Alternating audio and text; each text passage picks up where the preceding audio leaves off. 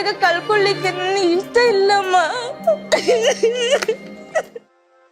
Big boss Kannada season 13ರ ಅಗ್ನಿ ಪರೀಕ್ಷೆಯಿಂದ ಇದೀಗ ಮನಮಿಡಿಯುವಂತಹ ಪ್ರೋಮೋ ಒಂದು ಬಿಡುಗಡೆಯಾಗಿದೆ.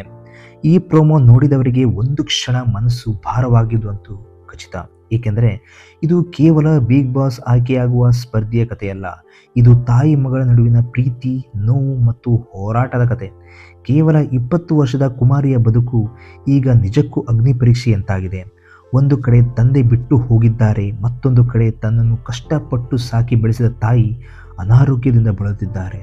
ಪ್ರೋಮೋದಲ್ಲಿ ತಾಯಿಯೊಂದಿಗೆ ಮಾತನಾಡುವ ಕುಮಾರಿ, ಹಲೋ ಮಮ್ಮಿ, ನಾನು ನಿನ್ನ ಹೊಟ್ಟೆಯಲ್ಲಿರುವಾಗಲೇ ಅಪ್ಪ ಬಿಟ್ಟು ಹೋದ್ರಲ್ವಾ ಎಂದು ಹೇಳುತ್ತಾಳೆ. ನಾನು ನಿನ್ನ ಹೊಟ್ಟೆಯಲ್ಲಿರುವಾಗಲೇ ಅಪ್ಪ ಬಿಟ್ಟು ಹೋದ್ರಲ್ವಾ.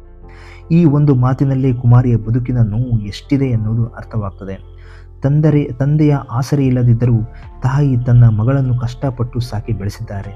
ಆದರೆ ಇದೀಗ ಅದೇ ತಾಯಿ ಹೃದಯ ಸಂಬಂಧಿ ಕಾಯಿಲೆಯಿಂದ ಬಳಲುತ್ತಿದ್ದಾರೆ ಎನ್ನಲಾಗಿದ್ದು, ತಾಯಿಯ ಆರೋಗ್ಯದ ಬಗ್ಗೆ ಕುಮಾರಿಗೆ ದೊಡ್ಡ ಚಿಂತೆ ಶುರುವಾಗಿದೆ. ತನ್ನನ್ನು ಇಷ್ಟು ವರ್ಷ ಕಷ್ಟಪಟ್ಟು ಸಾಕಿ ಬೆಳೆಸಿದ ತಾಯಿಗೆ ಏನಾದರೂ ಮಾಡಬೇಕು ಎಂಬ ಆಸೆ ಕುಮಾರಿಗಿದೆ.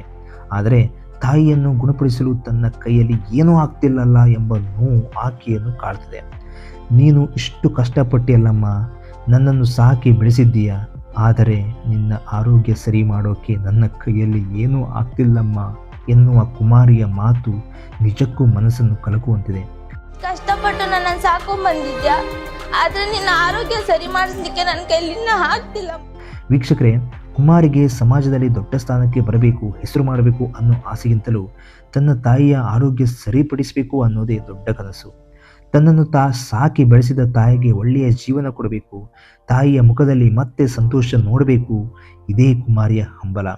ಹೀಗಾಗಿ ಬಿಗ್ ಬಾಸ್ ಅಗ್ನಿ ಪರೀಕ್ಷೆಗೆ ಕುಮಾರಿಗೆ ಕೇವಲ ಒಂದು ಸ್ಪರ್ಧೆ ಅಲ್ಲ, ತನ್ನ ಜೀವನವನ್ನು ಬದಲಿಸಿಕೊಳ್ಳಲು ಮತ್ತು ತನ್ನ ತಾಯಿಗಾಗಿ ಏನಾದರೂ ಮಾಡಲು ಸಿಗುವ ಒಂದು ದೊಡ್ಡ ಅವಕಾಶವಾಗಬಹುದು.